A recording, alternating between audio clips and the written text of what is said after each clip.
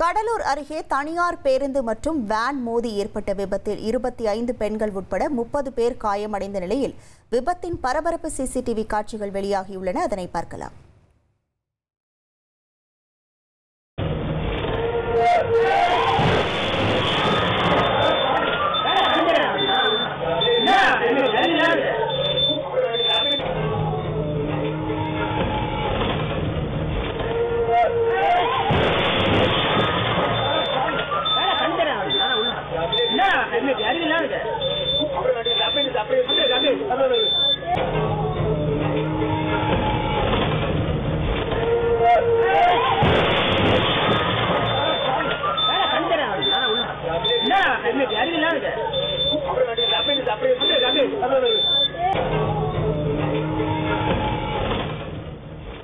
விவரங்களோடு இணைகிறார் நமது செய்தியாளர் தேவநாதன். வணக்கம் தேவநாதன், இது தொடர்பான விவரங்கள்.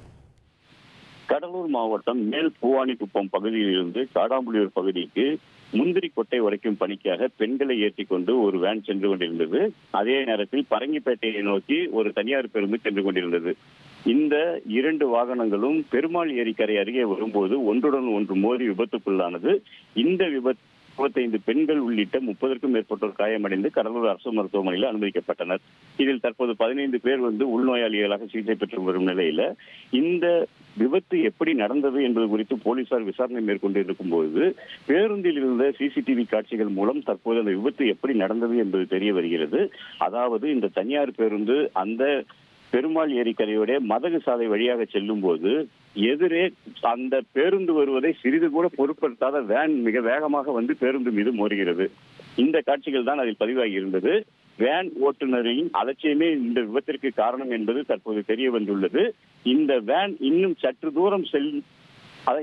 தூரம் சென்றிருந்தால் கடல் போன்று தண்ணீர் இருக்கும் பெருமாள் ஏரிக்குள் விழுந்து மிகப்பெரிய அசம்பாவிதம் நடந்திருக்கக்கூடிய ஒரு வாய்ப்பும் உண்டு. ஆனால் தற்செயலாக நூலிழையில் அந்த வேன் பார்த்தோம் அப்படின்னா அந்த பெருமாள் ஏரியுடைய கரையில் நின்றுடுச்சு. இதன் காரணமாக அனைவரும் காயத்துடன் உயிர் தப்பினர். தற்போது இந்த சிசிடிவி காட்சிகளை வைத்து போலீசார் தங்களது விசாரணையை தொடர்ந்து நடத்தி வருகின்றனர். விவரங்களுக்கு நன்றி தேவநாதன்.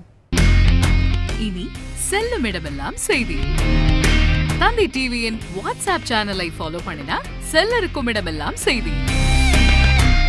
இதோ QR கோட் இப்பவே ஸ்கேன் பண்ணுங்க, ஃபாலோ பண்ணுங்க.